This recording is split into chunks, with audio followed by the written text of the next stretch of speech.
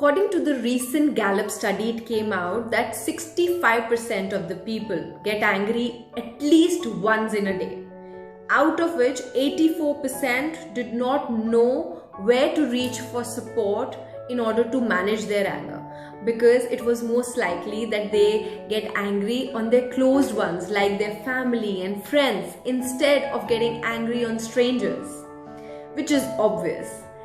And all of us get angry, maybe with different intensity and frequency than the others, and none of us want to. Then why do we get angry? Let's find out what happened. So when do we get angry? We get angry when things are not happening the way we want, when people are not doing things or behaving in the way we want them to. And primarily, people express their anger in two major ways. Number one, which is known as hot anger, in which somebody would outburst on you, maybe yell, shout on you, scream on you. They are not only impacting themselves, but also the whole external environment and the people associated in that environment. Like, I clearly remember when I was a little child, my grandmother used to shout a lot on my mother, and I used to silently see and witness that. And that has a huge impact on me as a child. So that is a form of external harmony that gets impacted when people shout and yell. And second is cold anger. That is when somebody doesn't express themselves, don't show their feelings, don't share what is going on, and they suppress it.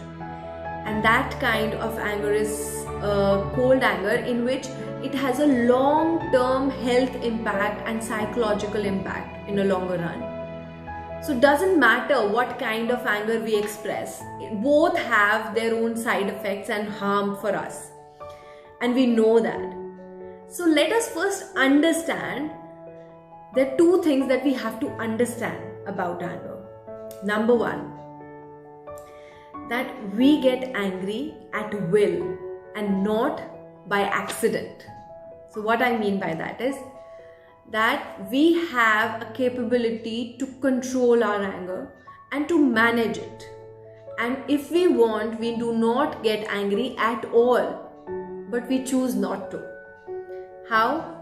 Let me share an example of a client. So he shared with me that his boss, he works in an MNC, and his boss, who is a very demanding person, he constantly comes and asks for the improvement areas, for the things that could be done better. And rarely he would appreciate and acknowledge others for the good that they have done. And when my client used to constantly be in touch with him for the work he has done, many a time he used to get thrashed or scolded for the things that were not even mistakes. And this used to really piss him off, and he couldn't say a word to him. So that time he used to suppress his anger. But as we worked together, we found out that there was a pattern, that why he used to consider himself as a very angry person, more often he used to deal with his boss, that frustration and that inexpression used to withhold within him, and he used to take out all that anger and frustration on his juniors, on his children, and it started happening more often. And he's labeled and tagged himself as an angry person because he was not able to deal with this. So because he had command over his children, his colleagues, he knew, and many a times we also do that, where we know that the people who would listen to us, where we have authority, we have position, we get angry only on those people whom we know who will listen to us. He can overpower them, and they cannot do us any damage. because we want to feel powerful, we want our work done, or maybe we want to feel important. And only on those people we get angry, and not on the people whom we know have a capability to damage us in some time, in some way, and is out of our periphery. So that is why it is very important to first accept and acknowledge that we get angry by will and not by accident, because we get angry only on those people who will take it.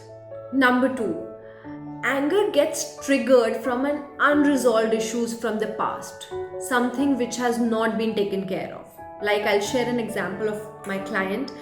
He has trust issues with his wife, and whenever he would see a joke or a movie clip around extramarital affair, he instantly, that triggers him, and he gets very angry and sad and upset. So there are certain unknown hidden issues that we don't dissolve it and we let it loose with time. Maybe it's frustration, hurt, sadness, rejection, anything that is unresolved that gets triggered, and that emerges as anger. So now we see that there are 2 dimensions. Either we get angry through our will, where we want to dominate and take power over others, and that's why we show anger, and the other where it triggers and upsets us because of our unresolved issues. But whatever it is, the thing is, how do we deal with it? So in order to do that, we have to do certain homework, because whenever anger will come, it will happen very instantly. So number 1 thing that we have to do is, first of all, identify that is it by will you are getting angry, or is it a trigger from your past? So first step is to identify that. And once you have identified that if you're doing it at will, then you can actually train yourself to manage it so that it doesn't spoil you and harm you, and also your external environment and the people involved in that environment. And if it is a trigger, then also we can deal with it. But first is to get into that awareness that what kind is it. Second is, after you have identified, is to see the trigger. What actually triggers your anger? Like for me, I can share, when I started working on my anger, I saw a pattern that I get angry when I have to repeatedly say things to anybody.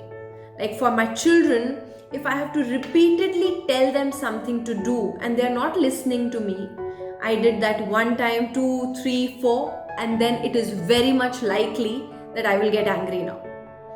And same happened with my housemates. So when I saw that pattern, I could actually do something about it, because I know that this triggers my anger, and now before even getting angry, I intimate them that I will get angry, so don't do that. And actually this works. So second is to identify what is your trigger. Is it that somebody lies to you, that triggers you? Repetition triggers you? Or maybe when somebody talks in a tone of overpowering you or commanding you, that triggers you. So you have to identify your own triggers. And when you think of some of the incidences you got angry, you will be able to find out your trigger. So when actually the anger comes to you live, it is happening, there are 2 simple steps called 5x5. So what is 5x5? It is 5 seconds by 5 seconds.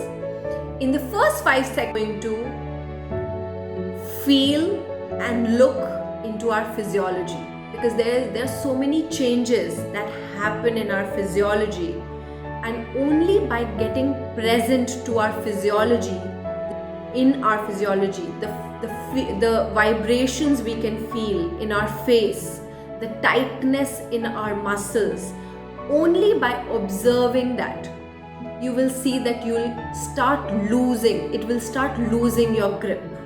The angle will start losing your grip. And actually it has worked. I have tried it and it really works.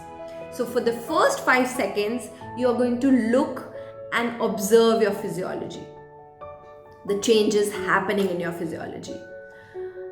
And in the next 5 seconds, that is the countdown, you're going to start counting from 5, 4, 3, 2, and 1.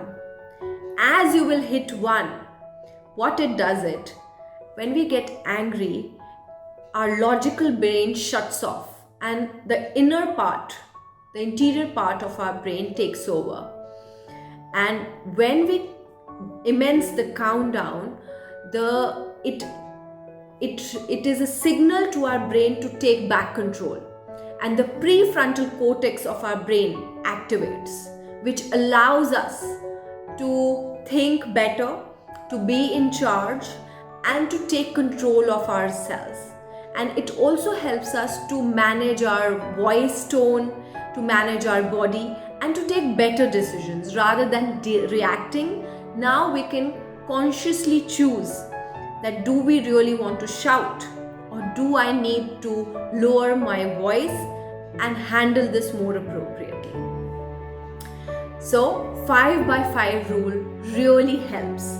But before that, you really need to do your background of knowing that what really triggers you, so that you are also prepared and you can prepare the people also around you and take their support. This has really worked for me and a lot of people who I am coaching. I am sure this bit will also help you, and you will not only practice it but also share it with your family and close ones who need this. Thank you, Diksha.